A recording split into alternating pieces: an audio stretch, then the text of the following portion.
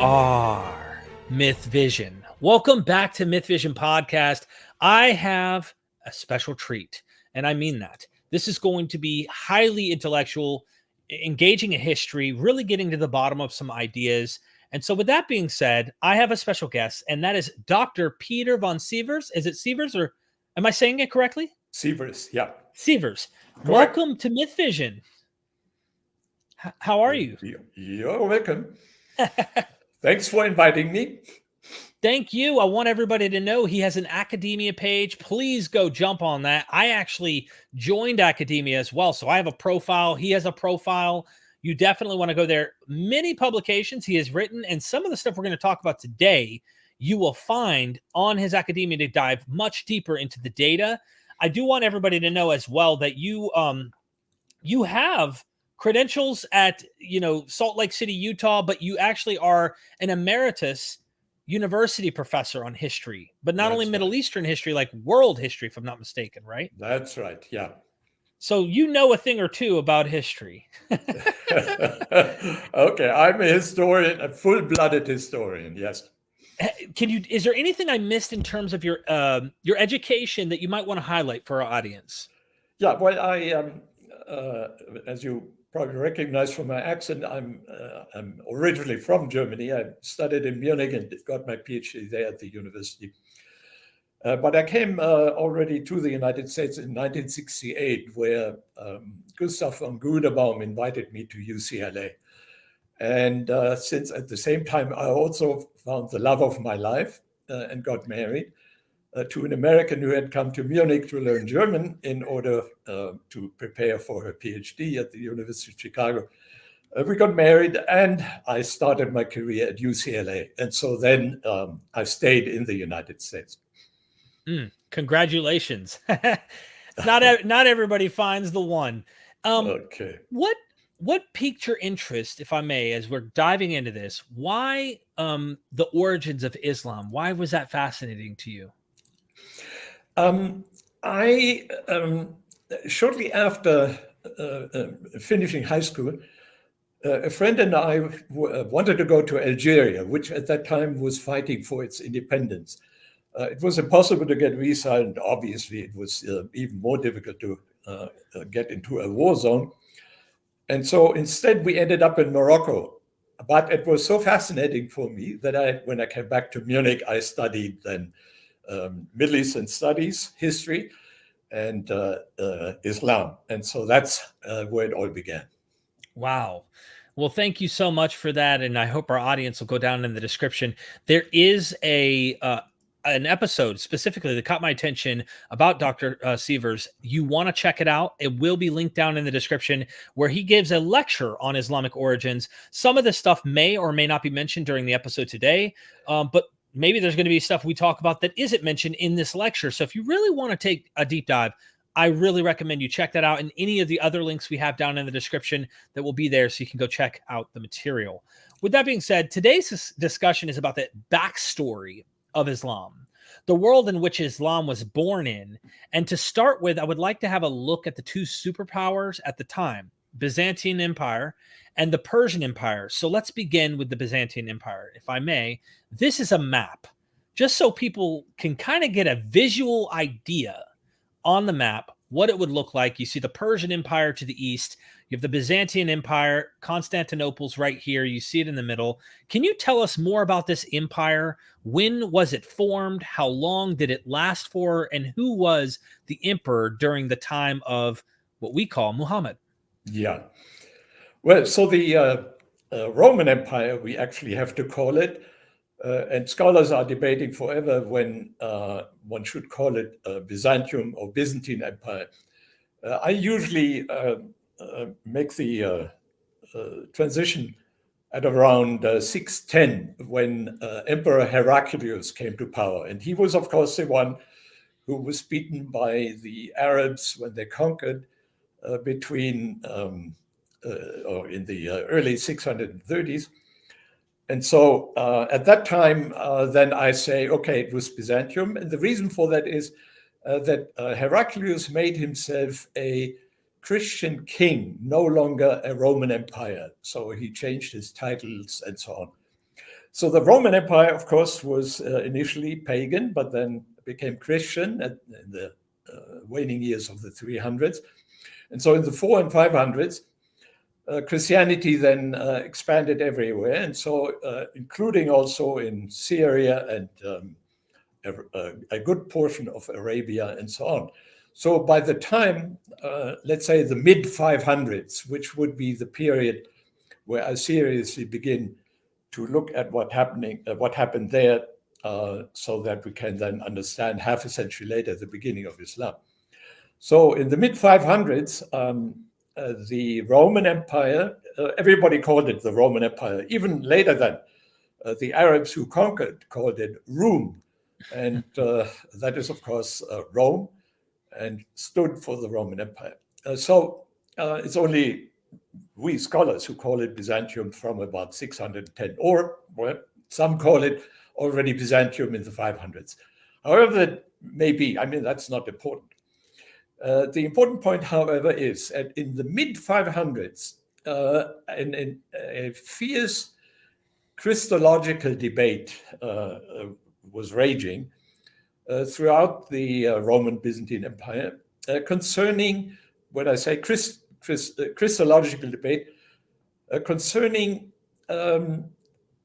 what exactly was the crucifixion, who was killed on the cross, and the person on the cross, Jesus, did he suffer or did he not suffer?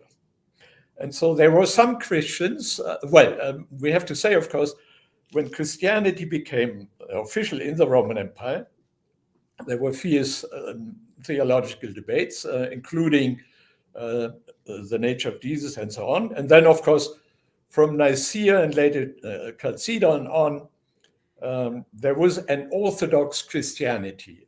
Let me call it Chalcedonianism, or the Chalcedonian church. Chalcedon is a city in Anatolia where these doctrines were defined and then officially pronounced. So the debate in the mid 500s was the Jesus who was killed on the cross. Was he entirely divine? That was the position of the Physites, or because that's a very technical term, which I would not want to define. So we are not going into the natures of Christ very deeply. Let's say the Jacobites, after Jacob Bardaeus, who was a proselytizer in Syria, converting the Arabs to Christianity. So we should be sure, and I do not believe at all that there were still pagans in Arabia. So there might have been lots of Arab tribes who were not very Christian, perhaps, but what else is new? How many real Christians are around today? So there's no point in quibbling about this. Arabia was Christian. Okay, so the Jacobites were the majority, and they believed they were what is called theopaschites. In other words, Jesus was nailed to the cross, but because he was, let me be a bit cavalier now with theology, he was God on earth, okay? So he was entirely divine. He had only one nature that was divine. That's what the Jacobites said. And so when he was crucified, obviously God suffered and died. That was considered to be scandalous, and efforts were made then, both in the official Christian church of the Byzantine Empire, and then also among a group condemned by those who believed in the full divinity of Christ. The so-called Eastern Syrian Church. Later they were called Nestorians. So let me call them Nestorians, even though it's anachronistic. They believed, let me briefly describe their position. They believed that Jesus had two natures, one divine, one human. And when Jesus was nailed to the cross, only the human Christ suffered and died. The divine Jesus obviously couldn't, because God cannot be nailed to the cross, obviously. So the second position, which we might describe as, let's say, more rational, but it was very difficult to fully combine the two natures. So there were always debates on, were there two persons, was there one person, how many natures, and so on. Let me make this brief. The people who later became the Nestorians, the Eastern Christians, were essentially pushed out. This was after Ephesus in 431, pushed out of the Byzantine Empire and became the Christians in, now we are turning to the Sassanid Persian Empire. So they settled there and built up the Eastern Christian Church, which continued to adhere to this new nature theory. Now, again, long story short, in the course of the 500s, when these fierce debates broke out over the nature of Jesus, the main antagonists were, on one hand, the Jacobites, who believed in the single divine nature and therefore in God's suffering on the cross, were opposed by the Easterners or Nestorians, who said, no, Jesus had two natures, and it was only the human nature in Jesus that suffered and eventually died on the cross. The reason why I'm getting, and of course then there was a middle position, which the Byzantines tried to take, because of course they had a strong imperial interest in having all of the different Christian churches, essentially then from the second half of the 500s onwards, to be one, under one patriarch in Constantinople. And of course also there was the Pope or the Bishop of Rome, and also under the Roman Byzantine authority. If I may, just to poke in as we go, because some of these images I have are related to exactly what you're talking about here. So it was the capital was Constantinople. This was the church, just so everybody knows, in Constantinople would have looked like back in the time during Muhammad, of course, without the minarets. So if you look here, good that you took the minarets off, so that one has an impression of the Roman Byzantine period. Exactly. And this right here, obviously, as well, I just want to show an inside look at that same church. Here you have the Christ, right? Jesus on the ceiling. And then this is one of the famous paintings. We see images on Google when we're looking up Jesus. We've all seen this, I think. This is inside that very church. The art is absolutely fascinating there. So I want everybody go ahead. While you have this image, let me point out, maybe one really would have to get close and look at the face. But the face is half human and half divine, if you look very carefully. What? So in other words, one half of the face expresses some of the suffering that Jesus experienced on the cross. The other one was the divine Jesus, who of course did not suffer on the cross. So here you have a visual a representation of this. That's the position that Chalcedon took, which is essentially that of the Eastern Christians, but not entirely so. And the reason why I mentioned this is now that the Jacobites were outraged in the course of and I say this deliberately, in the course of the 500s, and I want to get a little more into the details so that this becomes clear. Mm-hmm. They were outraged that both the Chalcedon, the church that tried to compromise between the two, well, let's call them extreme positions, God being entirely divine and God being half divine, half human. The fierce debate in the second half of the 500s was then culminated then in a figure, John of Tella, so he died in 538. He denounced the main person of the Eastern Syriac Church by being another Judas. So in other words, he betrayed the official Christian position according to which Jesus was crucified, according to which the Jews crucify Jesus. Now, we know better, of course, any careful reading of the Gospels makes it clear that the Romans were the ones, not the Jews. But of course, the Jews were sympathetic to the Romans taking Jesus essentially off their hands. That's the situation. Now, this John of Tella denounced Nestorius by saying he is the new Judas because he dares to say that the Jews did not kill Jesus. And therefore, he is just absolutely scandalous in the Christian church because we all know that the Jews killed him. So that was the position, the polemics of the Jacobites, and the Quran picked up the polemics and also declared, no, Jesus was not killed on the cross. It only seemed to the Jews that way. This is a crucial verse in the Quran. It's 457, I think. I made a little note here, 157. If listeners want to write this down and check in the Quran. It's a crucial verse because already in the year 437, maybe 637, maybe 640. So in the last days of the Arab conquest of Iraq, the bishop of Nisibis at that time, Adiabene, Ishayyah III, had apparently Arab conquerors who informed him what the Arabs were all about. And he said, well,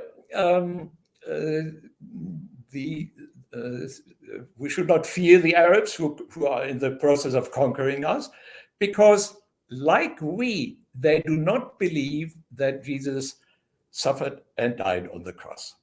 So here you have, in a nutshell, the beginning of Islam. This is great. Okay, I'm going to keep moving here with some images here. I want everybody to take a look here at the superpower of the time, the Persian Empire. This is the map and what it looks like, what it looked like, if you will, just to give an idea. Can you tell us some more about this empire? When was it formed? How long did it last? Or who was the emperor during the time of Muhammad? Yeah, so Iran, of course, it's a very old empire. Way back, one of the kings of Iran was even a messiah according to the Bible. Because he was responsible for resettling the Jews, releasing them from the Persian Empire, so that they could return to Jerusalem and build the Second Temple.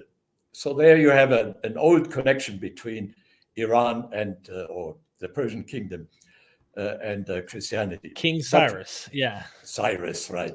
Now, fast forward, the Sassanians or Sassanids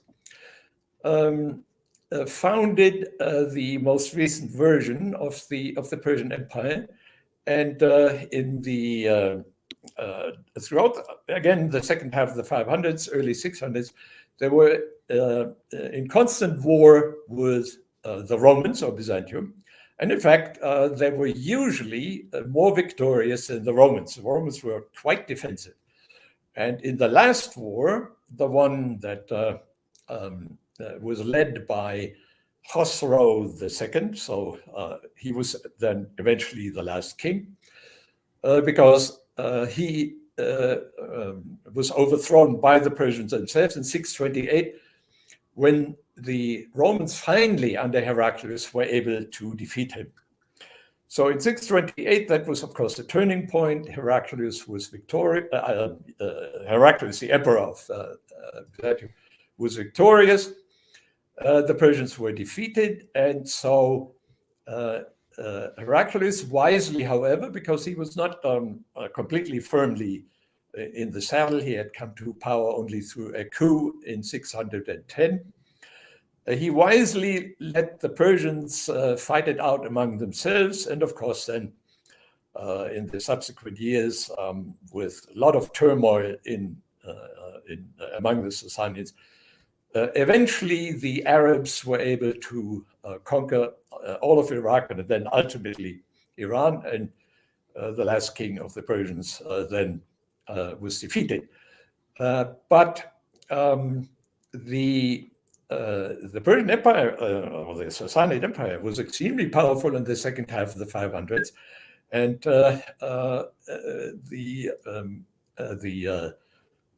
the Romans or the Byzantines found it very difficult to defend themselves.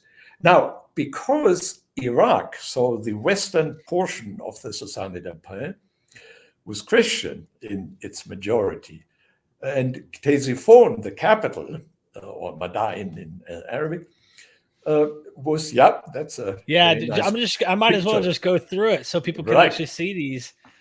Yeah. And your viewers should actually compare it to the Hagia Sophia in Constantinople, because it is just as impressive and imposing, showing you the enormous power that the Sassanids possessed. Yeah, there you have. I wanted to show what a recreation would have looked like. That's reconstruction, right? Yeah, that's what it would have looked like. This is what we have left, just to give you an idea. Yeah. Now, the Christians in Iraq, so those Eastern Christians who were denounced as followers of Judas, believing in the two nature. Followers of Judas. In the two nature theology of Jesus. And that was, even though it was a polemic, originally a polemicism of the Jacobites in Syria, it was picked up by the Arabs who were forming the Islam in the first decades of the 600s. If you want to, we can come back to this, quote, formation of the Quran as well. But it is important to be aware that already in 637, so in other words, about 8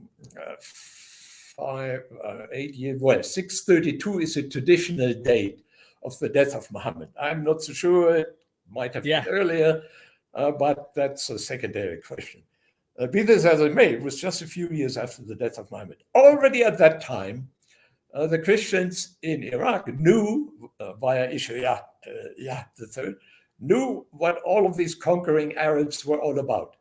In other words, they were, Christian, but maybe not quite along the official line. But who represented the official line anyway? Chalcedon, but they were contested by the Miaphysites, as well as the Eastern Christians, although they were outside the empire, and so therefore they did not have any particular power political connection with the Byzantine. Nevertheless, Heraclius made an effort to re-invite the Eastern Christians into the larger church, Chalcedon. Heraclius was almost desperately concerned to bring the Christians back together, particularly after he had lost Syria to the Arabs, which happened by 640. So at that time, he was just desperate to reunite all of the Christians in order to have something to resist the Arabs. So ask me further questions. Yeah. So during that time, there was a version around this period, if you don't mind, like a version of what we call COVID-19. It was the Justinian Plague, which caused huge devastation across the empire. Can you tell us more about this plague and the scale of the devastation this pandemic caused? Yeah. One cannot draw any particular connection between the plague and the Christological developments that we have just been talking about. Nevertheless, it happened at the time of Justinian, and Justinian was also, like Heraclius, already at that time, so 550 years or 70 years earlier, very concerned about either keeping Christianity together or getting all of the Christian denominations back together. And so it was right in the middle of his tenure that the Justinian Plague occurred. We are still not exactly sure from where it came. Belief now is, so here I'm putting on the hat of the world historian, so to speak. Okay. Historians think maybe that it came from East Asia, but that is still debatable. furthermore, it's also not completely clear how that plague developed, because, of course, we know one form of the Black Death is connected with rats. Another form is transmitted directly and doesn't need the rats. So whatever the background there, it was, of course, devastating in the middle of the second half of the 500s. But it was a first cycle. We don't know how many were killed, but what is important is there were repetitive cycles reaching way into the 700s. And an interesting detail here is that the Umayyads, the first Khalifa dynasty who came to power in 660, they suffered these periodic recurrences of the Justinian Plague, and instinctively they knew that they shouldn't stay in the cities on the coast of Syria, or in the interior. So we're talking about Caesarea, Damascus, Jerusalem, Hems, whatever. They shouldn't stay in the cities, but should go into the clean air of the desert, where the, quote, vapors of the Black Death wouldn't hit them. And that's actually part of the background for the Umayyads having these wonderful castles in the Syrian desert that are architectural jewels. Also the paintings there. I mean, we all think that Islam is aniconic or against images, but the Umayyads were great lovers of frescoes, even of the naked body and of banquets and what have you. So that's the result of the recurrent cycles, so every 20, 30 years. And eventually the Black Death petered out only in maybe the 720s, 30s. So we can assume that the overall population in Syria and in the Eastern Mediterranean it was considerably reduced. In fact, this Black Death actually reached also as far as Western Europe. So it was quite devastating. Wow. Okay, so now we're getting back into zooming in from world history back into what's going on with this development. And I actually, it wasn't too long ago, interviewed Dr. Michael Penn. I don't know if you know. Oh, yeah. Okay. So we talked about this, and he mentioned the largest church in the Middle East was the Church of the Syriac Christian, and they within themselves had different sects. So if I can, I'd like to show a few examples of like these different kinds of sects. And I might have a hard time pronouncing this. You can help me here. But the monophysitism, is that how you say it? Monophysitism. Monophysitism. Yeah. And what is this doctrine? What are they teaching? Okay, so here we are back to what I was talking about a little earlier, the Jacobites. So the monophysites in Syria were called Jacobites. Okay. They were also predominant in Egypt, and there we call them also monophysites. I prefer the term miaphysites, okay, rather than mono. Maya means one. Mono is already a sort of a compromise that was concluded at the beginning of the 500s by Severus, who was Bishop of Antioch. He also he was inclined toward this reconciliation that Justinian wanted to bring about. And so there were periodic efforts by the emperors and the patriarchs of Constantinople to bring those monophysites or miaphysites or Jacobites. These are all identical. Right. Just like the Saracens and the Arabs. And exactly. Okay. Yeah. And the Tayyai, by the way. And so there we go. So the periodic efforts by the emperors to bring those monophysites or miaphysites back into the fold, but then the miaphysites always resisted very strongly, and sometimes they were, or most of the times, they were aggressively opposed to both the Chalcedonians, or the main imperial church. That would be these people. It seems on the far left. Two unified natures. Chalcedon, to the far left, yeah. Okay, let's stick with this picture for a moment. Yes. I try to avoid this business about two natures, one nature, and so on, by saying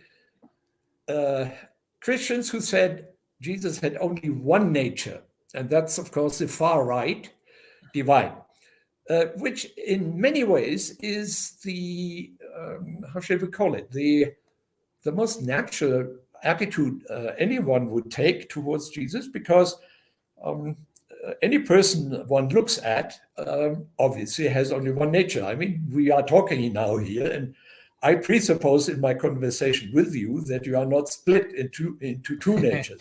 Right. So the common sense attitude is Jesus could have only had one nature. And of course, if you have to choose between the two, he had to have a divine nature. That's the most natural position one could take. And so therefore, that was the reason why the Miaphysites or the Jacobites were so attractive in the 500s, and why they had so many supporters, and why the Chalcedon church was so much on the defensive. Now, the one people with the what is called here two separate natures. Two separate nature Nestorian. Unfortunately, this is wrong. Nestorianism does not talk about two separate natures. It talks about also, it talks about two natures, but it talks about one person in whom these two natures came together. So that is very different. And obviously, it's as close as these guys with the two nature people could come to the idea that the common sense approach that anybody would take is that Jesus was divine. Nevertheless, it was very important for the Nestorians to say, now, wait a minute. It is incredibly important that Jesus had a human nature, because otherwise we cannot explain the suffering and death of Jesus on the cross. And anyone who is not prejudiced and reads the Gospels, particularly Matthew, well, Mark just as much, is struck how human Jesus is in the Gospels. In fact, I grew up as a Lutheran Protestant. For me, it was completely natural that Jesus was primarily human and only secondarily divine, because how could he have saved me or the other Protestants? How could he have saved us, unless he had sacrificed himself? So you can see here how one's feelings are torn, really, between the one and the other Jesus. And so I'm commenting here, by the way, very sympathetically about theological positions, you see. Right. I'm not talking about a historian in this particular case. I'm talking here about very neutrally about why it is that we, on one hand, want to be Jesus, to be human, but on the other hand, why it is also very important that he is divine. Now, back to the 500s, because the Miaphysites or the Jacobites were so aggressive, we can say, in an overall sense, there was a development in antiquity. So from 30, when we assume Jesus was crucified, 32, 70, when the Jewish uprising was violently suppressed by the Romans and all of the Jews were driven out of Jerusalem. From that period on, in all antiquity, the more aggressive development was towards the divinization of Jesus. So Islam came at the culmination when this divinization process occurred. And Islam is, of course, the backlash. Okay, Jesus was made human again. Now, the Nestorians were the ones who had engaged in the backlash already much earlier. But they were, of course, driven out into the Persian Empire. And so therefore, they were ineffective in the Byzantine Empire. That is why the Jacobites and Miaphysites were so powerful in Syria. And it is very clear, and I cited this issue, at the beginning with this famous verse already in 437, that indicates there was an awareness of what is called theopathism, that is, God died on the cross and suffered before he died. That position was victorious, really. But Islam is a counter-reaction to this. So technically, if I may, I'm a lay person. I really just barely am scratching the surface here, and I'm wanting to know if I'm right. So this gentleman here, Heraclius, who is like literally desperate, decides he's going to reach over to the eastern side, or really it's the western side of the Persian army or empire, where this is the king who gets end up usurped and whatnot, and get these what we keep calling let me get this image back up here, the Miaphites. No, he wanted to get the Nestorians. Okay, the middle. Even though this isn't completely accurate, it's still, he's trying to get the Nestorians to come back, and so there's all of this theological war going on, but also political. You can't divorce the two; they're one and the same. And here is these Arabs who are actually going along with making it's a reaction to divinity, to the point where no, he is not a son of God. No, he is not God. God is not, do not make Jesus God at all. So it's reactionary, completely reactionary. Exactly. Yeah. Wow. So this is what my by the end of the year, I hope I will be finished with the manuscript of my book. That is where my book begins, and that is why if I'm maybe proud for a moment of my research, that is why I think I have something important new to say that no scholar who is writing at the same time, and particularly the scholars whom you have interviewed, because in many ways they are also trying to present a new picture. Mm-hmm. And I'm definitely presenting a new picture, and so that's what I'm after. Wow. Okay, let's keep going, because there's so many good things. I have so many questions. I would like to move on to the border patrols, if you don't mind, because we're talking about the differences, and you did a wonderful job explaining that. I was going to ask, is there any other group of Christians that we didn't mention that might be, just before we left, that are not really popular, aren't really mentioned, but they're there? And the reason I ask, in light of this, all of these groups you're talking about, are they all using the canonical text? Because it seems like there's awareness of literature in the Quran, like pseudepigraphical literature, that I thought that was extinguished. I thought that in the 300-400s, they had gone around and completely destroyed all of this heretical literature. But I'm seeing Jesus turn clay birds into life. Like, what's going on? Is that literature still around? And what groups of Christians maybe are reading this? Oh yeah, no, that literature was definitely around.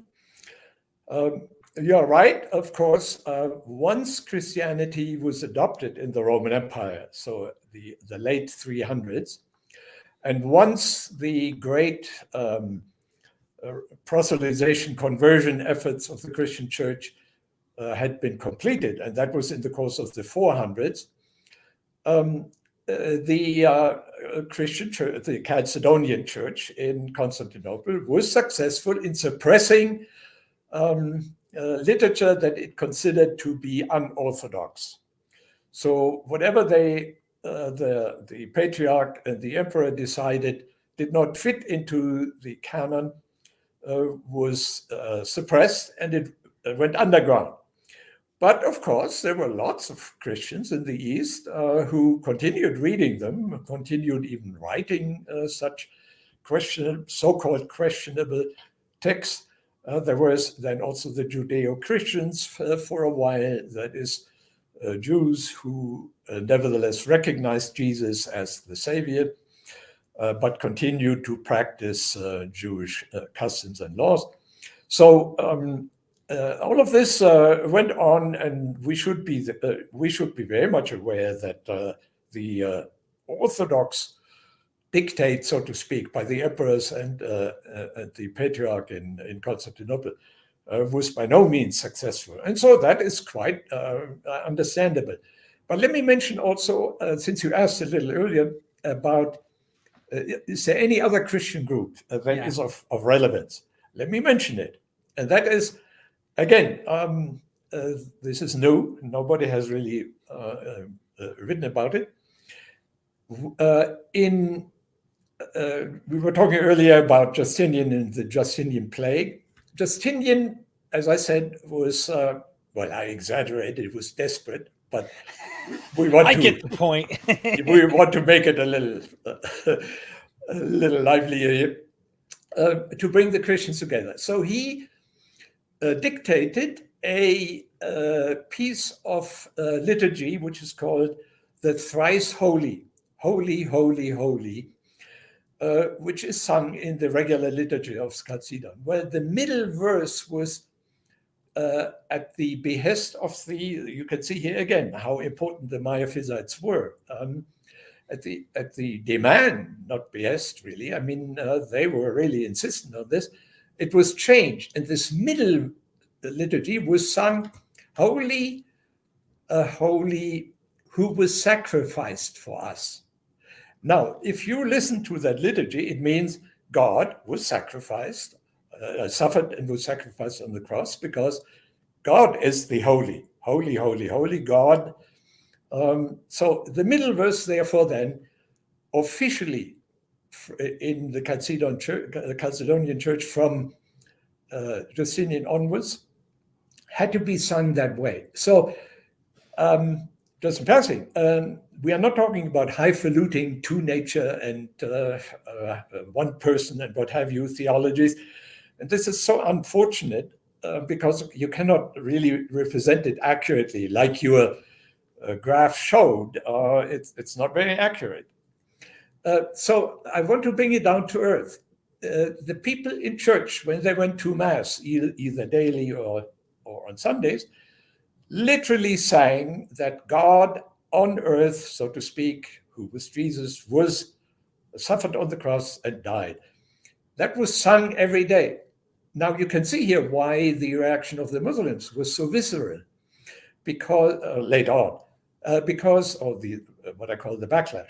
Because of course in the late 500s, early 600s, when everybody had to sing it that way, including Chalcedonians, we have to be aware that that some of the bishops and monks of Jerusalem were vehemently opposed to the singing of what is called the Trisagion, the Holy, Holy, Holy, with the middle verse. So in Jerusalem, there was a furious resistance in the clergy and among monks. In the 620s, early 30s, Bishop Sophronius is very crucial here, the one who actually turned the keys of Jerusalem over to Omar, who was the caliph at the time, conquering it. So they were furiously opposed to the singing of the God is divine and suffered liturgy. So we have actually a complication here in Jerusalem. And I'm saying, yeah, that was picked up by the Arabs of southern Syria. So here we are turning to something we haven't mentioned yet, and that is the Christians of southern Syria and adjacent northwestern Arabia had a capital, Petra, of course, famous for its the ruins which one can visit in Jordan. Petra was probably, cannot be proved without some doubts, but probably was the city in the vicinity of which Muhammad, if we think that he was the unnamed preacher in the early 600s, where he received the beginning of the Quran, the early revelations. So he received them in Petra, not in Mecca. Mecca did probably not even exist. The first time it was ever mentioned as existing dates to 692. So this is way later. In an apocalypse, the so-called Edessene apocalypse that was published at that time at the end of the 600s when the conquests were long over and Islam was beginning to form. So if we assume that the earliest revelations came to a preacher, later called Muhammad, but unnamed in the early or in many portions of the Quran. I shouldn't say early, by the way, because I don't believe in it either. But that's a different point. You can ask me about that later. Okay. So if we assume that an unnamed preacher lived in Petra or environs, I call the area Madian, or the Romans called it Palestina Tertia, the third Palestine. Madian is the old biblical description, because the Midianites, of course, are very important in the Old Testament. In that particular area where I think the Quran was revealed, and where the particular Arabic that the Quran represents was developed. I mean, that's where it originated, probably in the 500s. Marijn van Putten might have told you about that, although I don't know. I mean, that's one of his points, although he is not at all in favor of the Madian theory that I mentioned. Anyway, if the Quran indeed began there, it is very likely that this early preacher, of whom we have to think that he was highly sophisticated theologically, so he had read not only the canonized Gospels, but also the suppressed literature. One basic methodological principle always, apart from working only with historically verifiable record, is that one should always think of protagonists being of the highest sophistication. They are never dumb or uneducated. So Muhammad, this nameless preacher in some portions of the Quran, clearly has to be supposed to be fully familiar, including the Jerusalem patriarchs or bishops who opposed the Trisagion. So in other words, in a way, Jerusalem was Nestorian. And that's why I am so interested in this connection of what the Nestorians had to say about Jesus suffering and dying on the cross, not God suffering. That's why it is so interesting that this Jerusalem position is exactly the position that then reappears in the Quran, because the Quran is not entirely clear about whether there wasn't also a divinity in Jesus. If one carefully reads the particular verse that speaks about the Jews did not kill Jesus, it does not deny that that Jesus was not divine. It merely says the divine Jesus couldn't be killed, and that's why the Jews were wrong. So that's a completely different position. So that's why it is so important to say, okay, Petra is part of the picture, and that's where the early revelations began. And we don't even know whether there was any Meccan connection. It could be that this preacher in way north, eventually in 622, that's of course when the rise of Medina begins, that's the famous Hijrah, that he made a Hijrah from the north to Medina, not from Mecca. And that Mecca came into existence only later, perhaps by dissidents from Medina. But that's a different story, and that's a bit speculative, and I don't want to go into. This is fascinating. I'm going to keep going because some of the stuff you're mentioning is relevant to what we're going to get into, and I'll have more questions, of course, as well. So let's move to the border patrols real quick between these two empires, what we call Byzantium or Byzantine and Persian, real quick here, just to give people a visual. And I'm going to probably butcher the names, but I'm going to try the Ghassanids. Well, in Arabic, you would say Rassanids and the Lakhmids. And the Lakhmids, Lakhmids, who were Romanized Arabs and personalized Arabs, and we have an inscription for these Romanized Arabs from 568 AD in southern Syria. But before I show those inscriptions, here's a modern day analogy for our viewers so they can understand. And I want them to see this little post here. This is Arabic and French, the sign. Here is that sign in Lebanon right now, which is in French and Arabic. As Lebanon was under the French rule, and in Lebanon, French is their second language. Likewise, I'm going to show you an inscription in South Assyria from these Romanized Arabs, and this is something that I believe was in Robert Hoyland's work, just to give people the inscriptions on the wall here, but also here it is in black and white, so you can actually read what's going on. And you can see on the left the inscription in Greek, and on the right in Arabic. Can you tell us more about these Romanized Arabs, the Sassanids, if I will? When were they formed? How long were they around for? Who was their leader during the time of Muhammad? Yeah.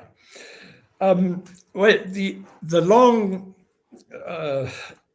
centuries of war between the Roman Empire and the Persians, of course, required that both empires had to think about how would they fortify their borders in order to discourage either side from attacking. And so initially the Romans built, of course, the famous limes, Limes. There is a scholarly debate about how much the Romans thought of it as being a defensive bulwark. I don't want to get into this, too specialized, but let's say it was sort of a buffer area where there were lots of forts and, of course, also well-built roads where the Roman soldiers could march and so on. So that was the initial way of defending themselves against the Persians. The Persians, because they were usually the attackers, before then they were beaten back, they did not build a huge fortification. They relied right from the start on the so-called Lahmids.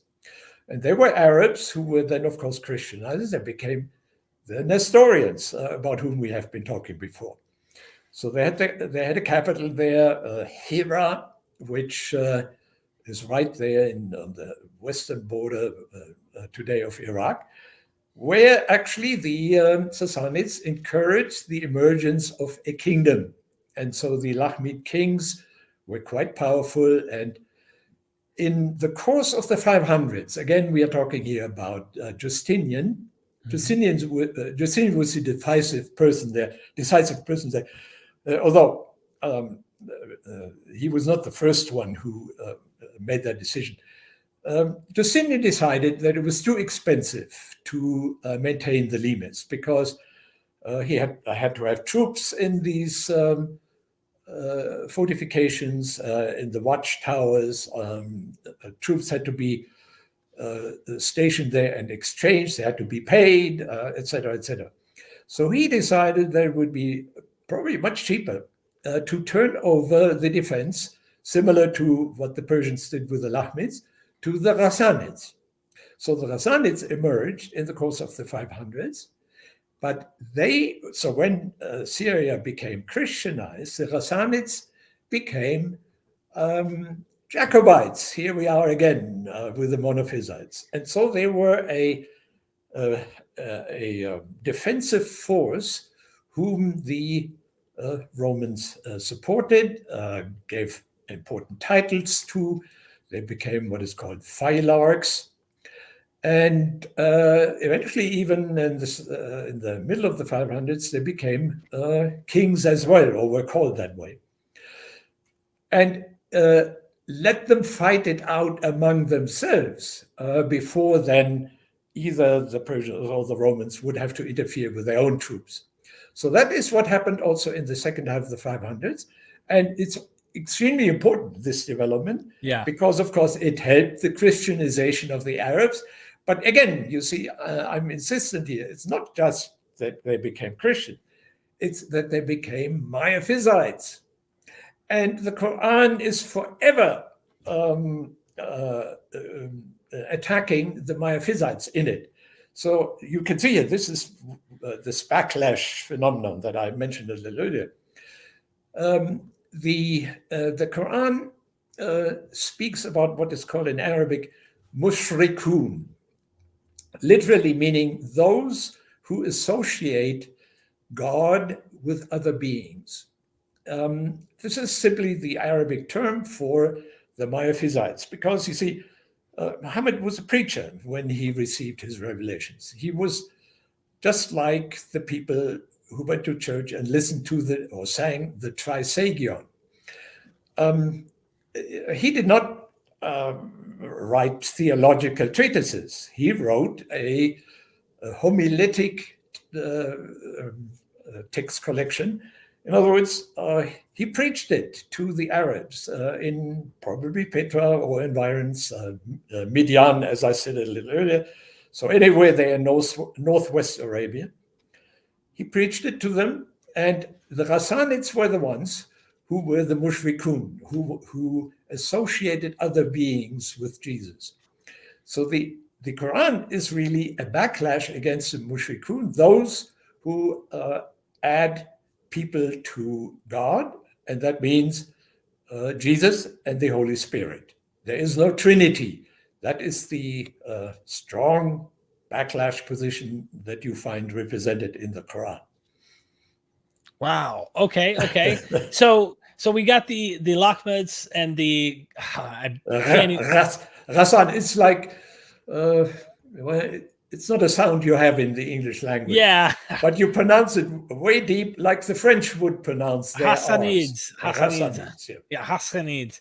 Okay. They played a role in the rise of Islam, as you said. Did their military learn skills from the two superpowers, Persia and Rome? I know this is probably a silly question, but a lot of Islamic biographies, the Arabs are seen as kind of the underdogs who were up against these two superpowers, and their victories were because of God, right? And like I talked about before the show, I'm looking to not deal with the theology, but unmask and figure out like what actually was on the ground, that God was on their side, but that they did it all by themselves. It's almost like when we read biblical narrative where it's like, it seems like the Israelites just sometimes even just stood there and God did the war for them.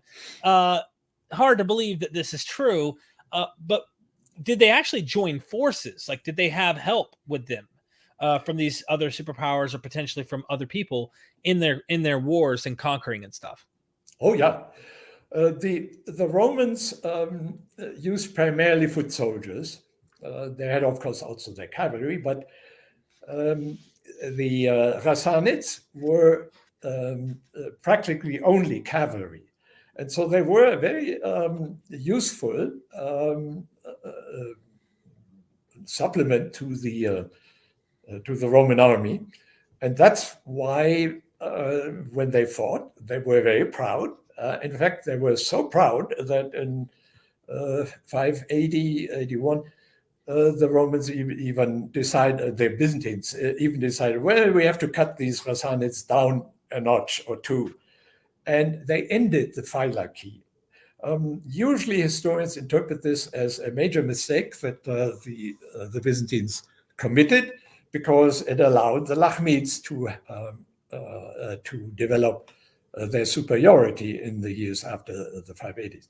Nevertheless, they remained critical, the Ghassanids, critical all the way up to Heraclius when he began in 610 the War of Liberation from the Persians. They were enrolled and played a major part in this War of Liberation that Heraclius led. And in fact, there's even a scholar, you might actually also try to interview him,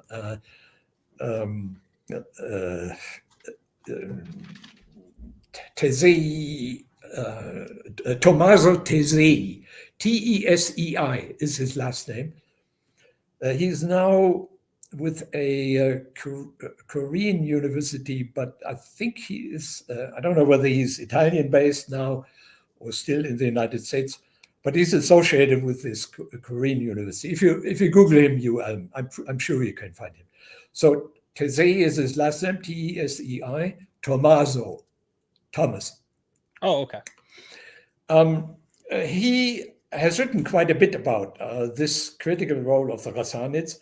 He thinks that they were very important for this. Have you come across this famous verse according to which allegedly, in quotation marks, Muhammad, okay, the nameless preacher,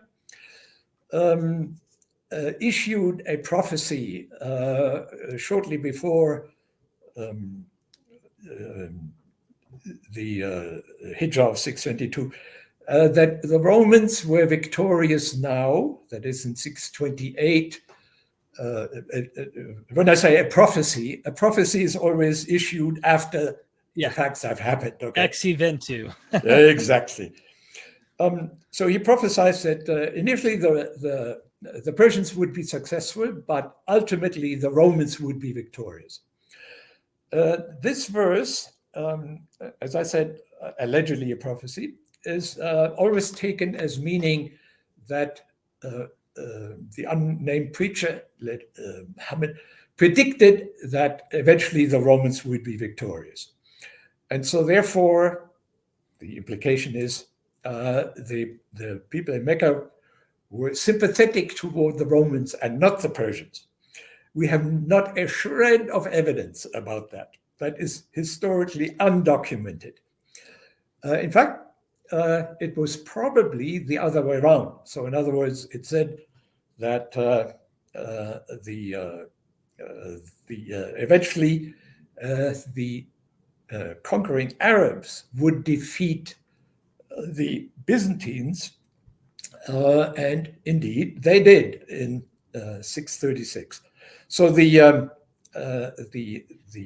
new reading of the Quran, which is not original with me, I mean, it's well known, but scholars are divided whether they should read it as this prophecy about the Persians being defeated and the Romans eventually, or the other way around.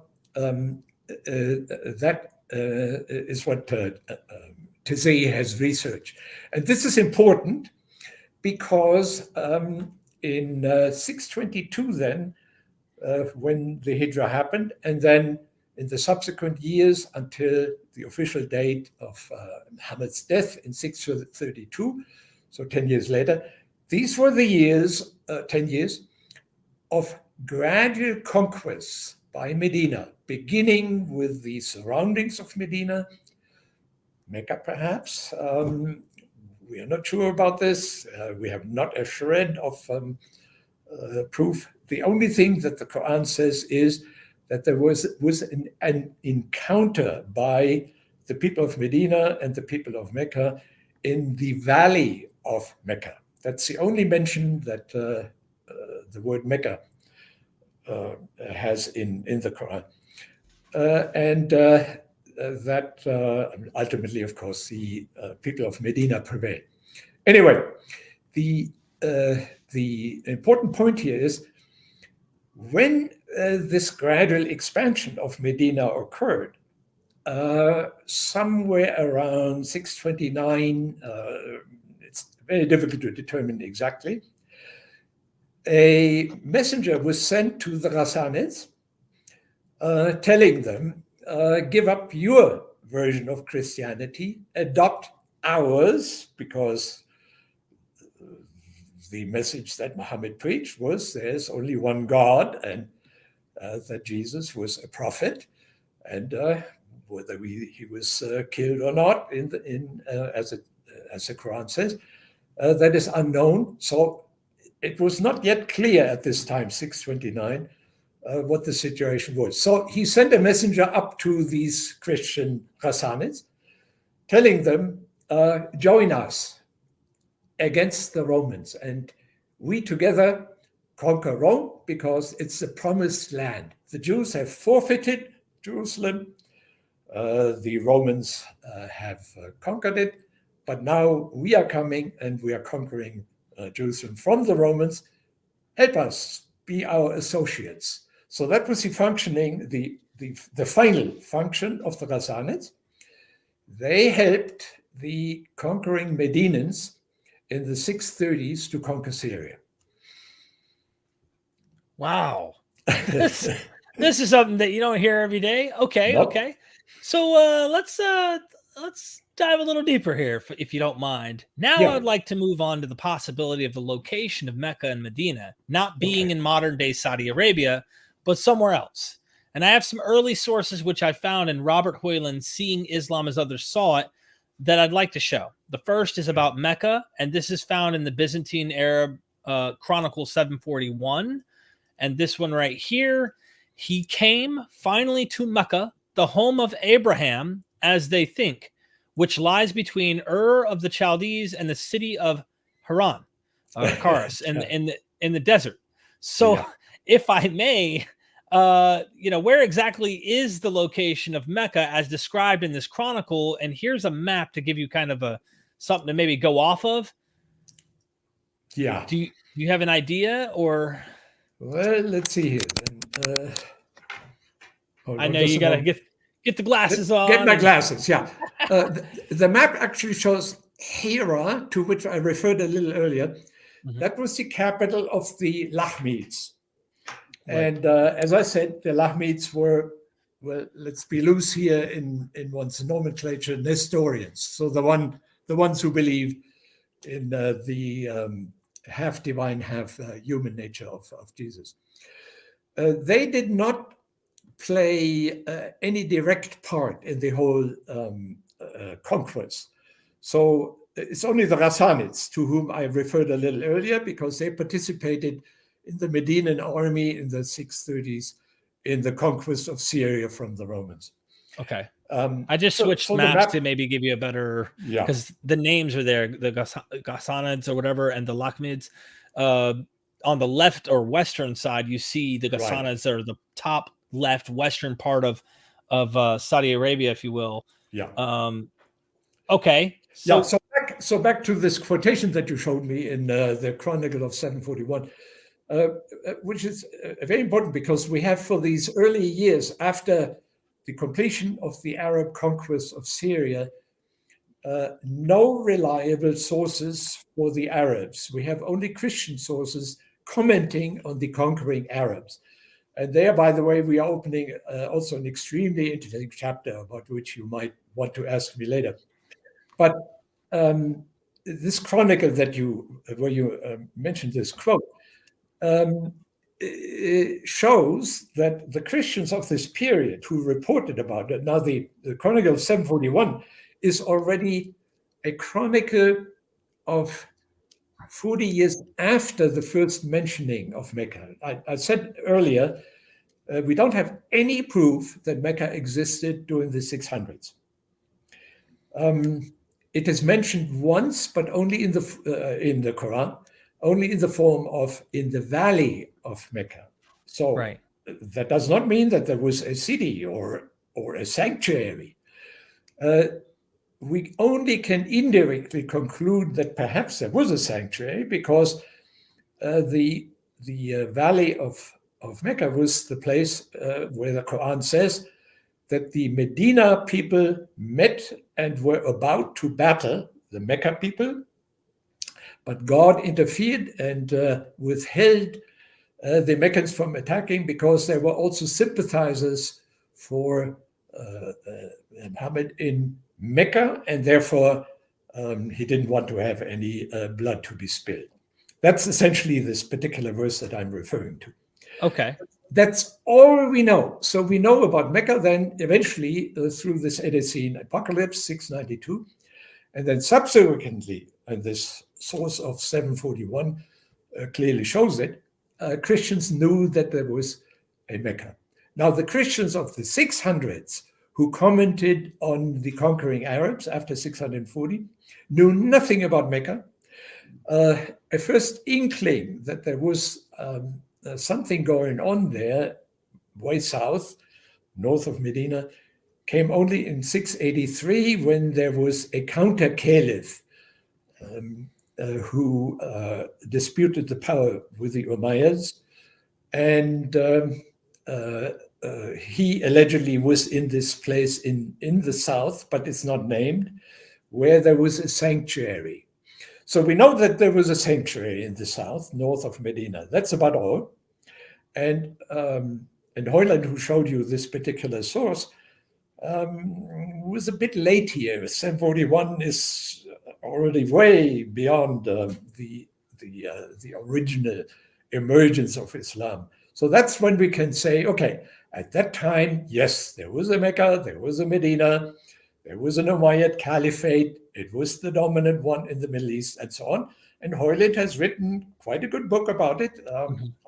I'm using it quite a bit, but he nowhere goes into the details about the Miaphysites, the Nestorians, etc., etc. So let's probe a little deeper here, because I also have a description of where the Arabs were located from a Frankish chronicle written in 650 AD, where exactly is the location of the Saracens is described in this chronicle. So let me show you that. This one right here, and it says the Hagarenes, if I'm saying that right, the Hagarenes. Yeah, that's another name, by the way, for the Arabs, after Hagar, the slave wife of Abraham. I'd like to get into that a little bit too, if we have the time. The Hagarenes, who are also called Saracens, which were also the Arabs, a circumcised people, which quite interesting as well. That kind of tells you something. Who of old had lived beneath the Caucasus on the shores of the Caspian in a country known as Ercolia.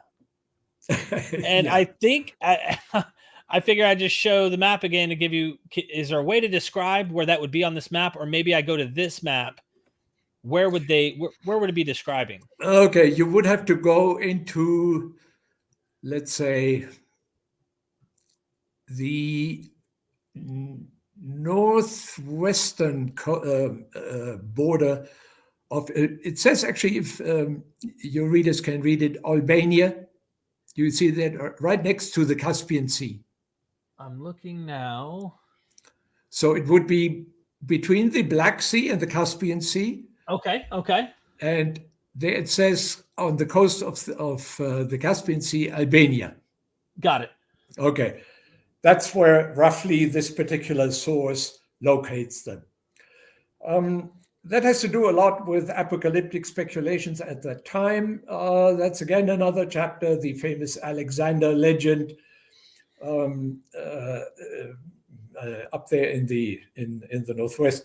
So yes, there were lots of Christian speculations in the 600s and 700s, particularly in the apocalypses that became quite numerous in the early 700s. There's a lot of speculation then about where the different places are to be located. There's, of course, also the famous early map that allegedly locates Mecca under the name of Makuraba. Have you come across that? No. Oh, there's also long speculations about that. Oh, so the so-called Ptolemaic map. But the upshot of all of this is there's not a shred of evidence about where to locate all of that. Very vague knowledge in the 600s. I'm at the point now, also I published, or in the process of publishing 2 articles on this. Even though the Arabs had completed the conquest of Syria in 640, nobody knew at the time that these conquering Arabs had a person by the name of Muhammad who was their prophet. They knew the name Muhammad, but they always described him as a king or a military leader. Perhaps he was. Shoemaker is making a big point of that Muhammad was allegedly alive when the beginning of the conquest in Syria occurred. But Shoemaker is, in my opinion, dead wrong when he says that there was already a text at that time, perhaps 634 or maybe following years around 640, the famous or infamous Doctrina Jacobi. Did he mention it? Yeah, we've talked about it. Yes, sir. Yeah. That mentions the Prophet Muhammad, but there are very good reasons to say the Doctrina Jacobi does not come or was not composed in these early years, in the 630s, but instead probably between, let's say, 670, 695, in Carthage, because Carthage, during these years, 670 to 695, was hanging on to the city by their fingernails to save it from the conquering Arabs. That's when it was written. Anti-Judaism was extremely powerful in the course of the 600s. And did any of your viewees mention Sivers? Yes. The bishop? Okay. Yes. I have great doubts about him. That text, of course, comes from the 660s. He mentions Muhammad, but he does not say he was a prophet. That's very important. If I may, just for the sake of the show, just so everybody understands, here it is. Good. For the first time in Armenian, someone talks about Muhammad and mentions him by name and says a little bit about what he did. Sivers himself was talking about the events around the year 630, which was before Muhammad had actually died. Sivers gives a surprisingly accurate account of Muhammad's background and teachings. Translating from the Armenian. At that time, a certain man whose name was Mahmet, which is the usual name for Muhammad in Armenian, a merchant, as if by the command of God, appeared to them as a preacher. Now, Muhammad gave them laws, namely, not to eat carrion, not to drink wine, not to speak falsehood, and not to engage in fornication. Is that Thompson? It is. Okay. Yeah. I'm using his translation. Well, he had, of course, colleagues also in the process of making Sivers available. His edition or translation of the text is extremely important, and I use it all the time, and I find it very helpful. What Thompson doesn't mention is Sivers can be doubted because he is, of course, the one who says that the Arabs conquered Jerusalem because they considered it the promised land. And I mentioned it briefly earlier in our discussion. My feeling is that he wrote that, or that he, let's put it in quotation marks, invented that particular aspect of his description of the rise of Muhammad and the Arabs, which, by the way, is embedded also in an apocalyptic thinking. Sivers thought that the world would come to an end very soon. That in these last times, the Arabs were destined by God to conquer Jerusalem because the Jews had forfeited it because they killed Jesus. The Romans had lost it because they lost the war. Heraclius was defeated. We now, the Arabs, the Arabs, Sivers, of course, talks about the Arabs as an Armenian. Armenians, by the way, were Miaphysites, very important here also to consider in this whole attitude that Sivers took, because Sivers was very anti-Jewish. So in my opinion, he invented this entire story about the promised land. And one has to be very careful about proving it or making a good case for it, because actually the Quran is not very clear about why the Arabs conquered Jerusalem or what they exactly wanted to do with Jerusalem once they had conquered it. Sivers and the Jews, of course, were of the opinion that the Arabs wanted to rebuild the temple for a third time, I guess, or whatever.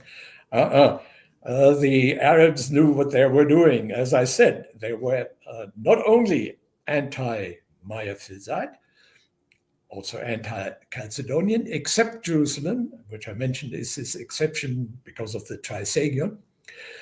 But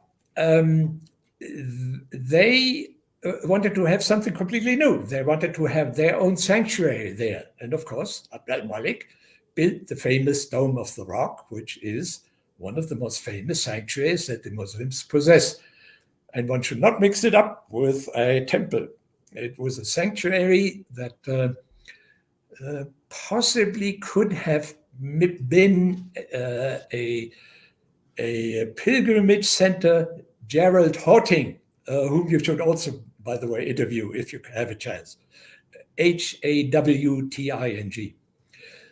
He has recently written a very interesting article where he wonders whether the Dome of the Rock wasn't supposed to be a pilgrimage center competing with Mecca that was barely existing at the end of the 600s.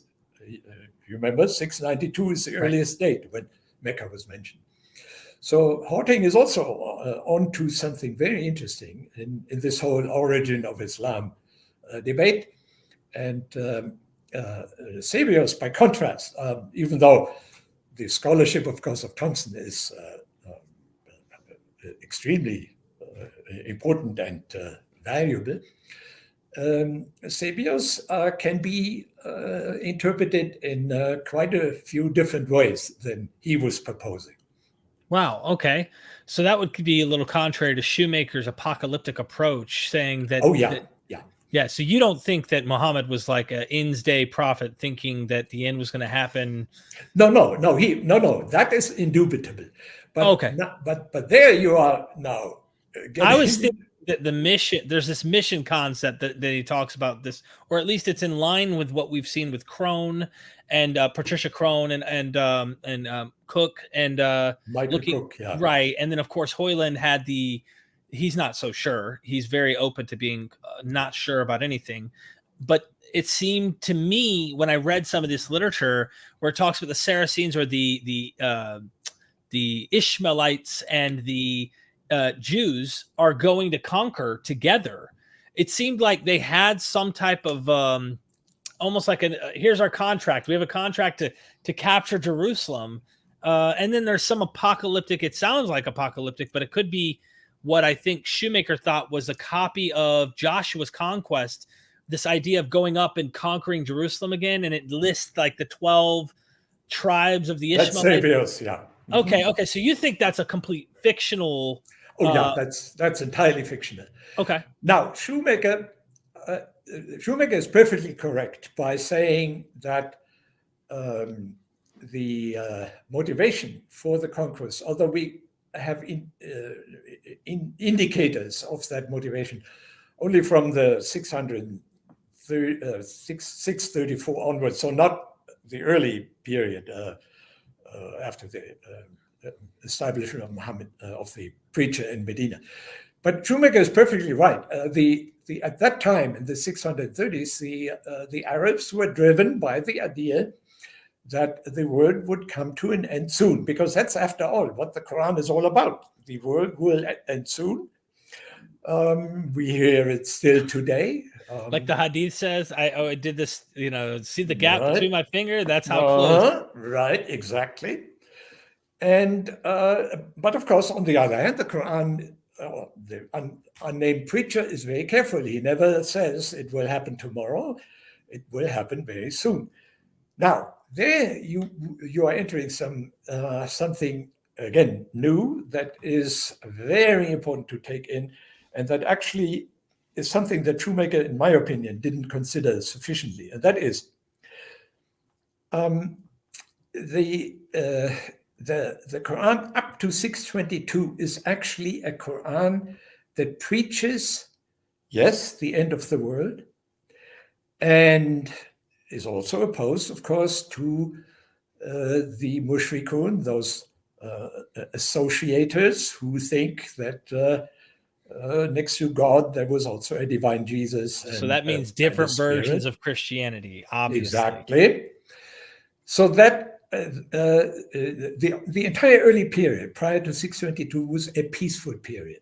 So the preaching of the end of the world was, be patient. Let me help, the unnamed preacher, let me help to spread the message, because yes, if the world ends tomorrow, you don't want to sin anymore. You want to repent. You want to ask God for forgiveness. You want to enter the kingdom of God when the eschaton, the end, comes.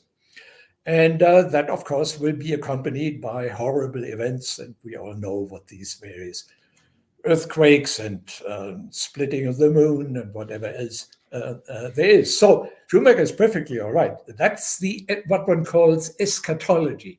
Mm-hmm. But where Schumacher is not entirely clear, it was only in 622 that the peaceful preaching, okay, you cannot hit people over the head and force them to believe that the world will end tomorrow. All you can do is preach it peacefully and hope that the people to whom you preach it will be persuaded by what you are doing. And that is actually the great mass of verses in the Quran. Only in 622, when Muhammad established himself in Medina, and that we know, 622 is a firm date. It's externally verifiable. The Nestorians are the ones who delivered the documentation for us, to us for this. Only then jihad was preached. And this is extremely important. There's a German scholar who made his name in analyzing the great prophets of the Old Testament, Carl Friedrich Pohlmann, Pohlmann, who just about 2-3 years ago wrote a very important book by saying the Quran actually consists of two major elements: the peaceful preaching, which makes up the great mass of the verses, and then in 622, the preaching of holy war, which is mostly concentrated in surahs 8 and 9, and that was a fateful event in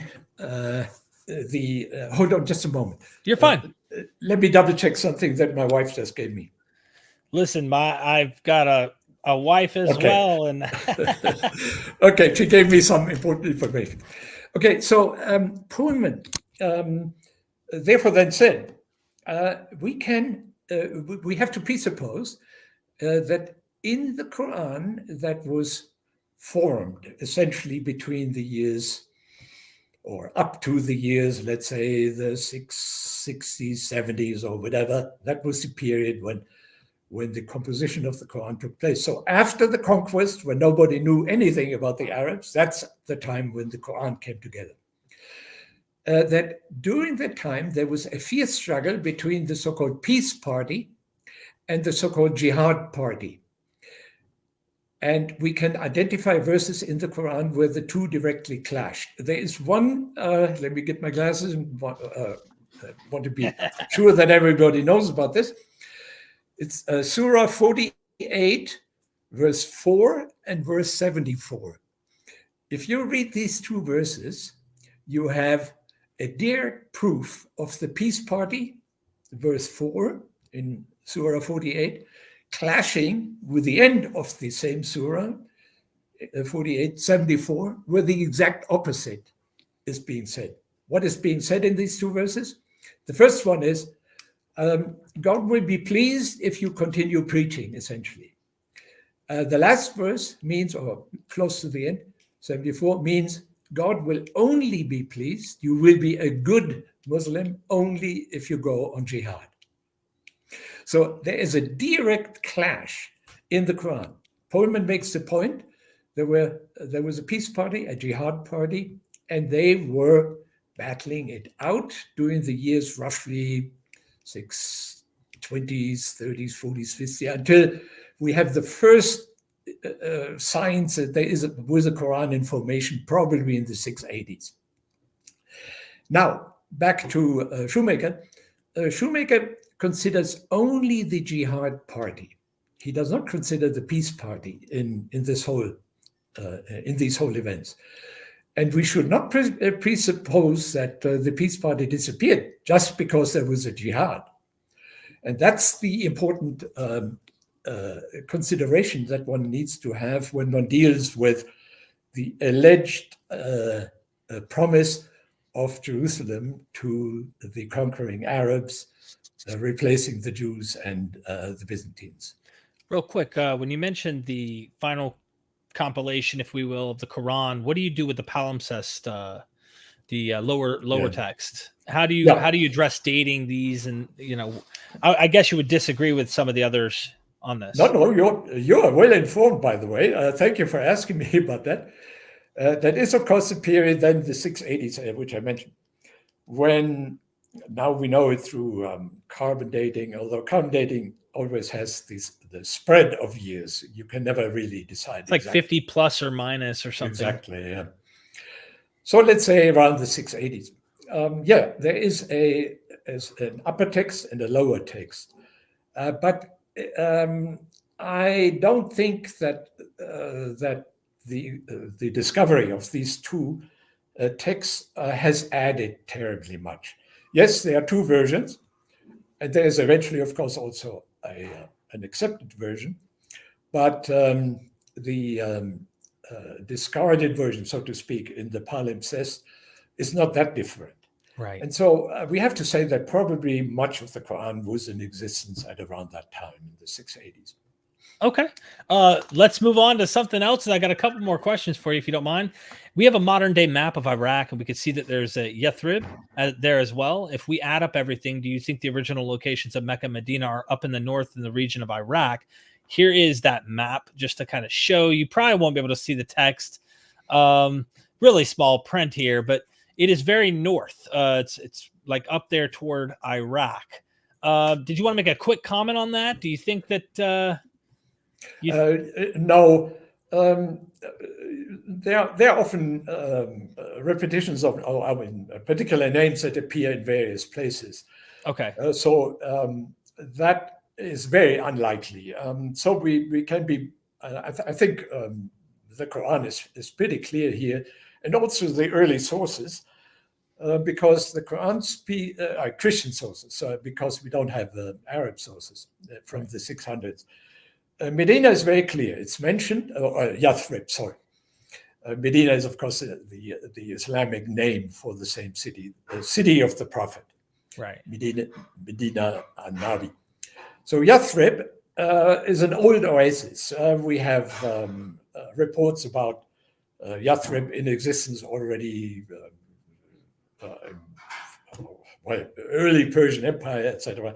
Right. So there's no doubt about that. So Medina is well established, and that it emerged as the place of jihad preaching. You see, that's where we only get hold of this unnamed preacher calling himself 4 times then in the Quran in the context of jihad. The name Muhammad appears only in these verses of surahs 8 and 9 that deal with jihad.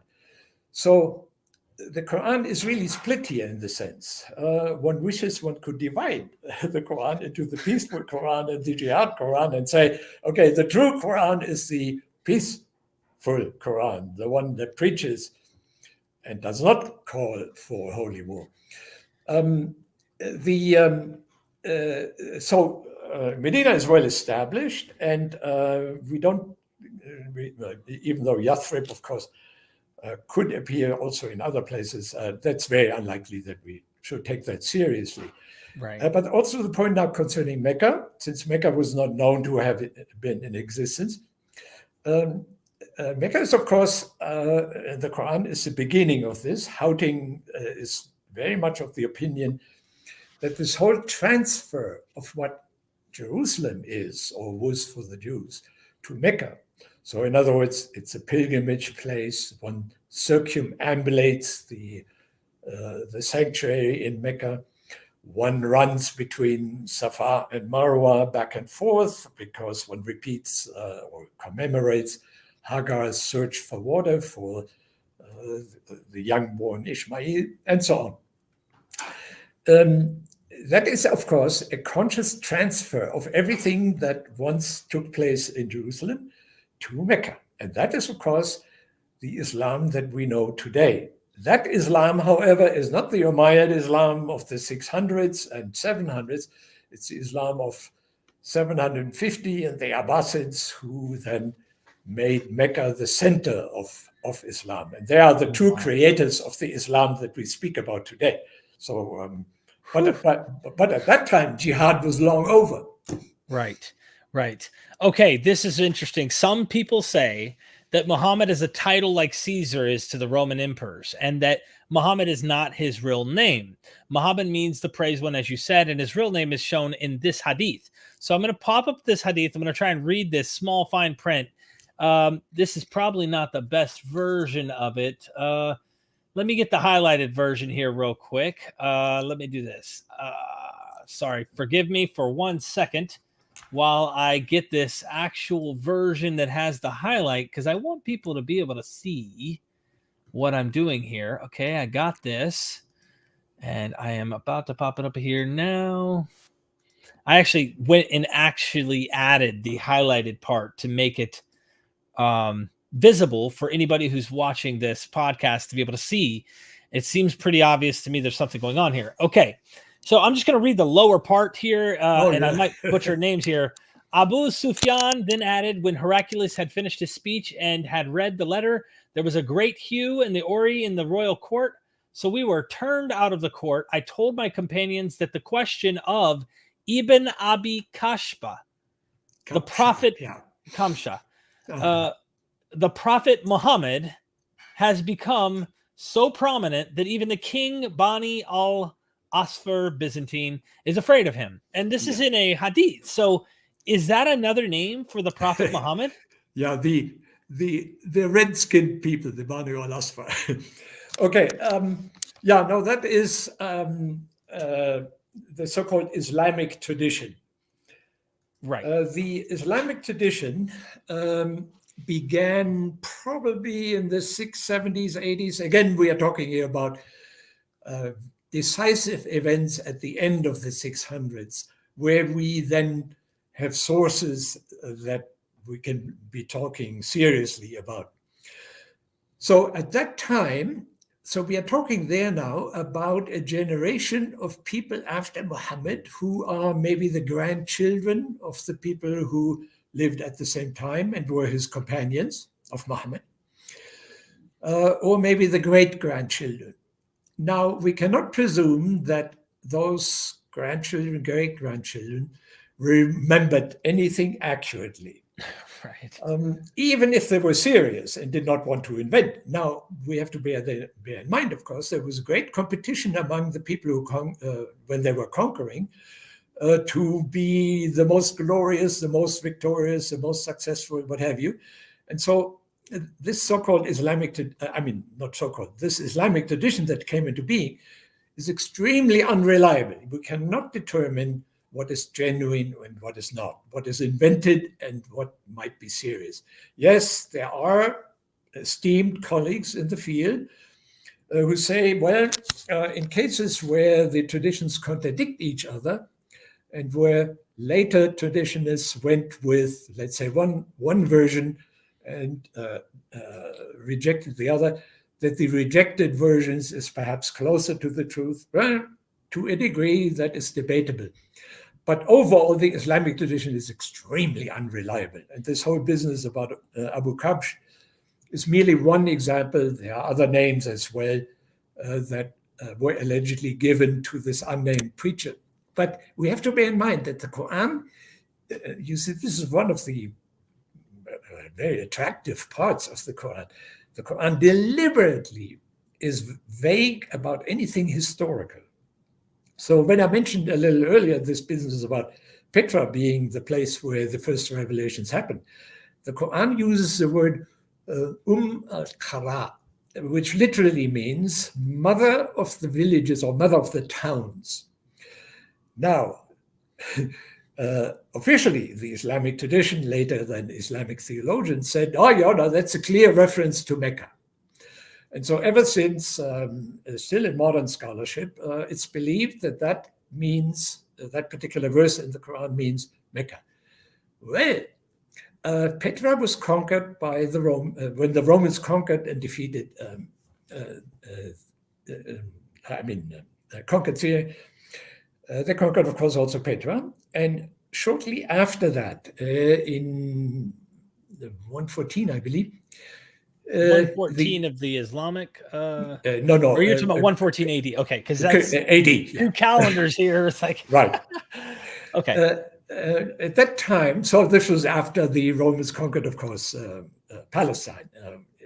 This is before Jerusalem the in wars in 70. 130 or whatever. This is in between the wars that are happening in Jerusalem. Okay. It was customary for the Roman emperors to give elevated titles to some of the cities that had been conquered in the Roman Empire. So Petra received the title of metropolis. Right? If you translate metropolis, it means martyr polis, polis, mother of the cities. And that's exactly what the Quran says. In technical terms, it's a kalk, as we say. So in other words, the unnamed preacher took the name of Petra, mother of the cities, translated into Arabic, and that's what Petra is. There is another indication that actually we are not wrong. It's not a misinterpretation, because in other verses, there appears the word Rakim. I don't know whether anybody has mentioned that to you. I don't know about it. Raqim. It's allegedly the name of the dog of the at the entrance of the cave. No, in accompanying the so-called Seven Sleepers, the Church of Ephesus. You are aware of I the know legend? about this, yes. Okay, yeah. There's got to be a genetic, mimetic connection between the Quran and the earlier Christian tradition. Right. So the, in quotation marks, real cave is in Ephesus. So there we are, way north in Anatolia. There are indications that the Quran, as it exists, wanted to move the Seven Sleeper story to, or wanted to be known, it was probably already the case, that this particular cave was actually in Petra or near Petra.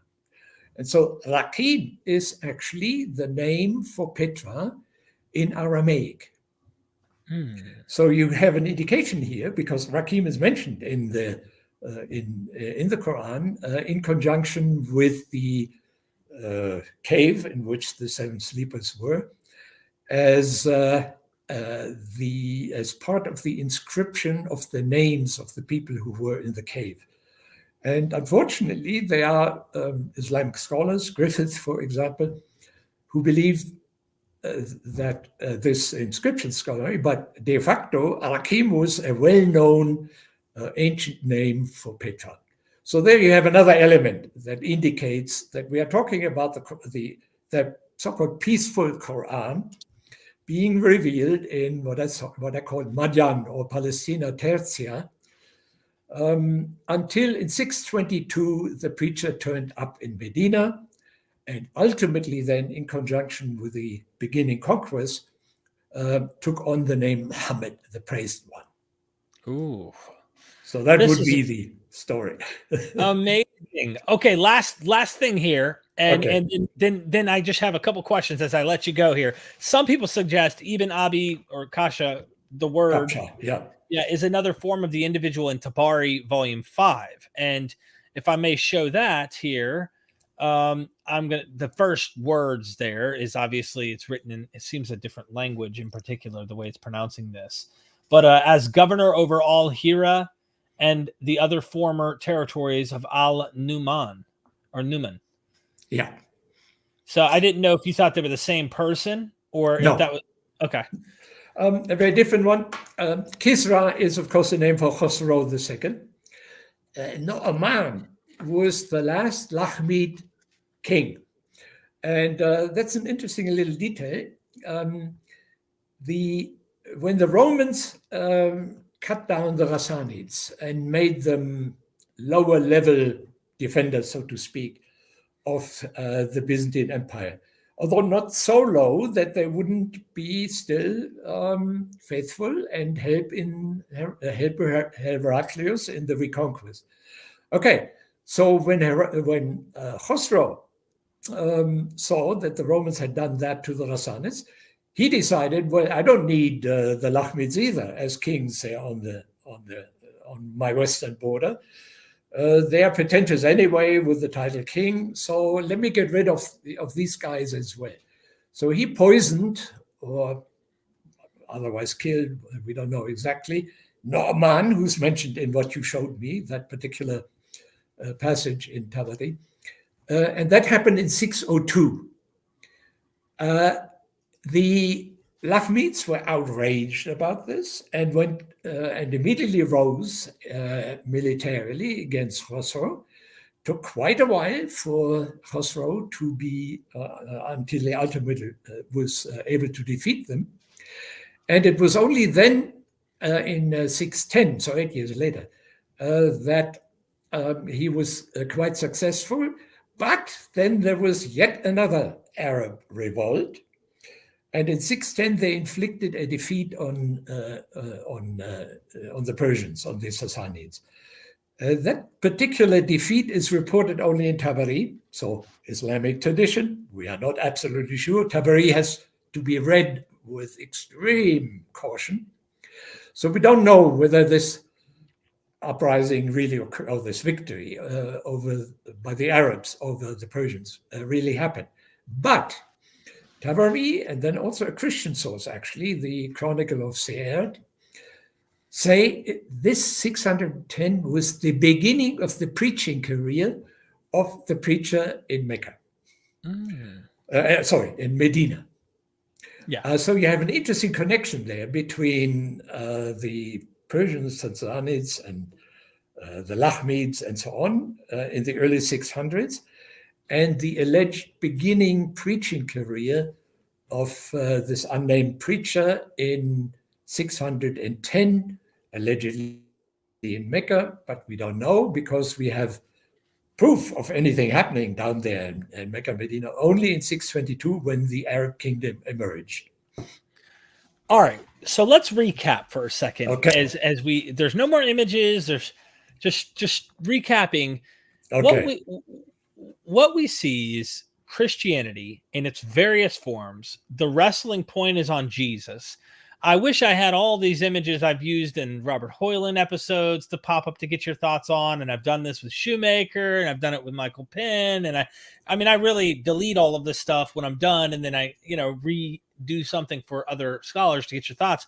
But what I understand is this, when I wrestle in my head, I've heard theories that people try to say, well, there was a version of Judaism or a Jewish Christianity that escaped when all that happened, kind of like what we see with the Ebionites, etc., right? And they survived all the way through history, all the way down to 7th century. And I'm thinking to myself, that's a little tough to accept. All the academics I talk to say, no, that's not the case.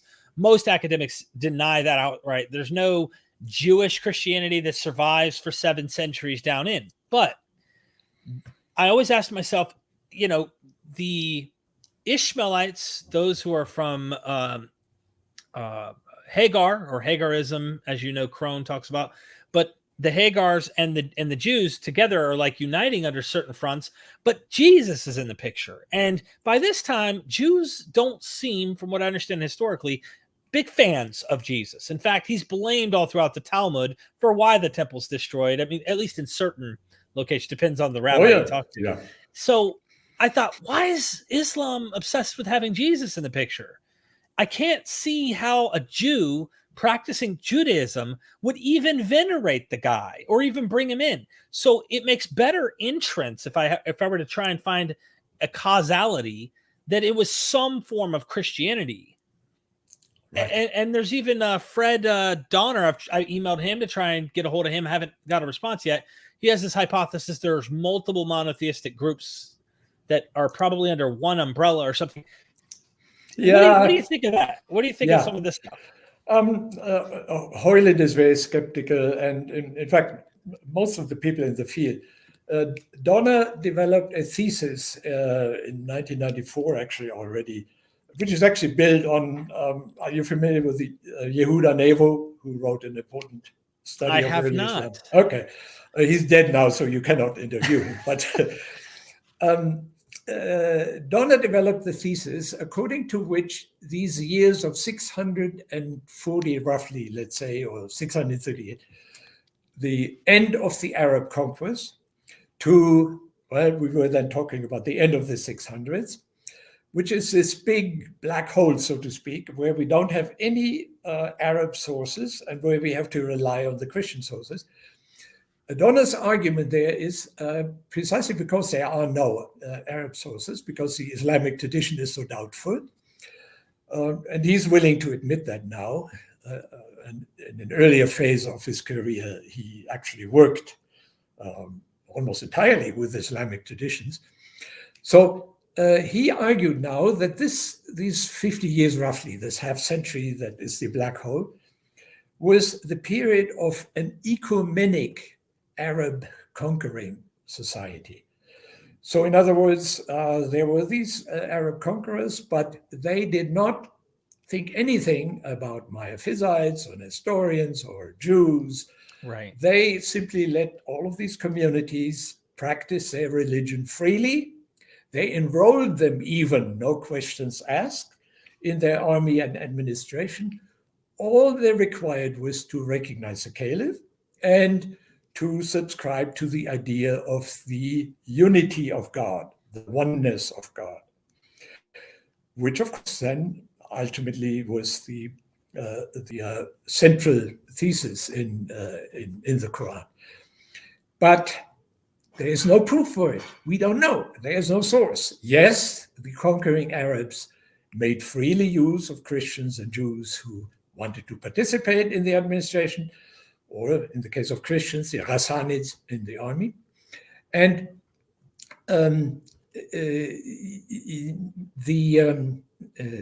that doesn't prove anything about what they believed or didn't believe.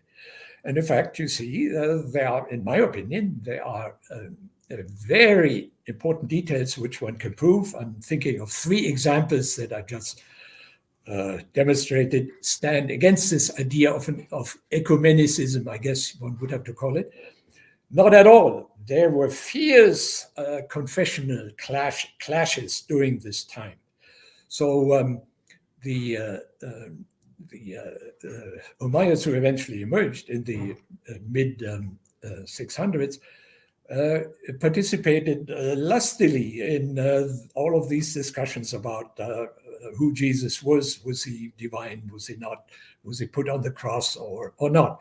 So everybody at that time was sort of vaguely of the opinion that the Arabs were some sort of Christians. John of Damascus in the early part of the 700s was still of the opinion that they were Christians, but heretical. So that was sort of the gist of it in the 600s.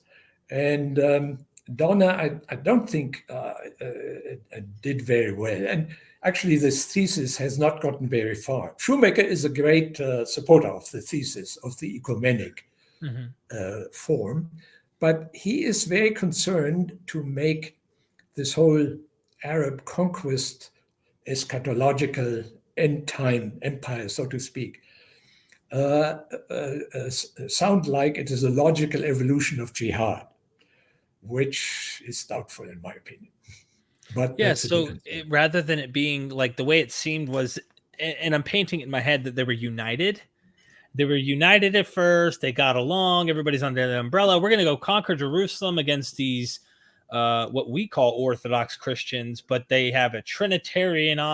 There's all sorts of stuff going on, and they're like, no, we're going together. And there is some strange things that I thought were interesting. Maybe you interpret the data differently. Is like there are tombs facing Jerusalem. There are, from what I understand, even the prayer was facing Jerusalem initially, and that changed later. Like this idea that, and this gets into that question I asked them, if you don't mind addressing some of these facing Jerusalem ideas, but also just one caveat I want to add to that is the idea is that they're getting along, they're facing Jerusalem, they have a mission together, and then something happens in this community where now they have friction. So the Islamic narrative has Muhammad die in 632. And I've actually had Muslims engage and go, why would you say 632? And why would you say later than 632? Our Islamic sources say he died in 632. And I'm like, well, should we trust those or not? And the question is, are there Christian sources that seem to say he was alive during the conquest of Jerusalem? Was Muhammad alive? This has been like a recent discussion I've had on some of the episodes. There's like 11 or 12 sources. What some of them are probably later, like you said, but is this they were united under the front, and even Muhammad was going to lead them as this apocalyptic figure, thinking we're going to rebuild, and this is going to like bring the empire idea, as Shoemaker talks about, that's going to cause the greatest empire, and God's going to come down from heaven, and it's going to establish heaven on earth and the whole nine.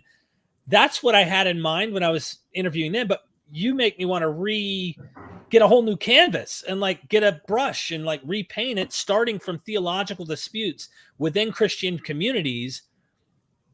I don't know. There's so many questions I have. It's just, where do we go? Yeah. Okay. So since we are coming to the end of our discussion now, the whole question of the direction of prayer hangs together, of course, with the whole idea: is Mecca the place where the center of it all is, or is Jerusalem this place? And that was a debate that took place in the 600s, and it culminated actually then in the period between 685 and 705, which is the period of Abd al-Malik, the famous caliph. And it is under this caliph where we have the first inklings, really, of Islam, the famous inscriptions in the Dome of the Rock. Mm-hmm. So yes, controversies about is really Mecca the center, or is Jerusalem the center? And that was carried out then in the course of the 700s. In fact, you see, it was even unsettled in 750, and that's the main reason why the Umayyads were overthrown. Because the party that emerged at that time, the revolution in Iraq and Iran, and which brought the Abbasids to power, was a revolution to make Mecca the center. And the whole negativity that the Abbasids then subsequently developed towards the Umayyads. And then that's why there is now the scholarship on the Umayyads to rehabilitate them, so to speak. Hoyland is a great promoter of this idea. All of it has to do with these fights in the emerging Islamic tradition, the emerging Islam, over the proper direction of prayer, the proper way of performing all of these rituals. We didn't touch, for example, on the parallel and competitive pilgrimage with Mecca. That's the pilgrimage to Arafat and Mina, these are places outside, and that's where the famous throwing of pebbles against the devil occurs, about which I'm sure you are familiar. I've heard of it. Yeah. So these are all elements that belong into this long struggle, which then evolved once Abd al-Malik was beginning to create the institutions that we call, okay, that's Islam then, in around 700. Man, I can't tell you how much I want you to have. I definitely want you to come back, Dr. Van Sivers. What?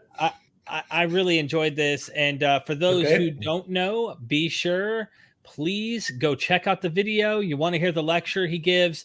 This is at BYU Kennedy Center. Really, really interesting. Just getting into this. I like your approach. It's very hands-on, and it kind of puts the focus on what was really going on at the moment. It's not this satellite view guessing game of, are these Ebionite Christians who, no, this is like what's going on the ground at the time. And please go check out his academia.edu website. If there were any final words you'd like to tell our audience before we go, because I want you to come back. I don't want to burn this bridge. Okay. What I want to say is, keep reading the Quran, keep believing in the Quran, but become aware that jihad in the Quran is a relatively minor segment, mostly in the beginning of the Quran, and not accidentally, by the way, in surahs 8 and 9. But the rest is peaceful preaching, and it's not conquest. And so when it became conquest, it was a conquest to make Islam superior among all other religions. That's what the Quran says explicitly. So it's not the Arabs who should be victorious, but it's the faith that should be superior to the others. And it's also not proselytizing, because if you conquer, you cannot proselytize easily. You subject people, you don't preach to them. But the most of the Quran is actually preaching peacefully prior to 622, and I assume it began already in the early 600s or thereabouts in, as I said, Madiano, Palestina, Turcia, so way northwest in Petra. That's what perhaps Muslims who are open to rethinking their faith should think about. So I'm not attacking the Quran at all. It is a very important scripture, but I read it for reading about, well, what is it? What I should do with my life when I have to think tomorrow is the end of it. Well, we are in a political situation, by the way, where the world can end, and where we have to think about a tactical nuclear bomb exploding over Warsaw, perhaps, and nuclear stuff raining over all of Europe.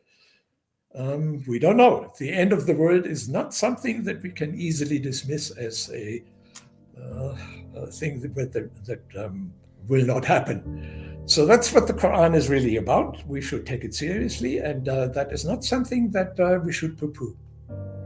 Well, thank you so much. I really appreciate your time, your information, and never forget, ladies and gentlemen, we are Myth Vision.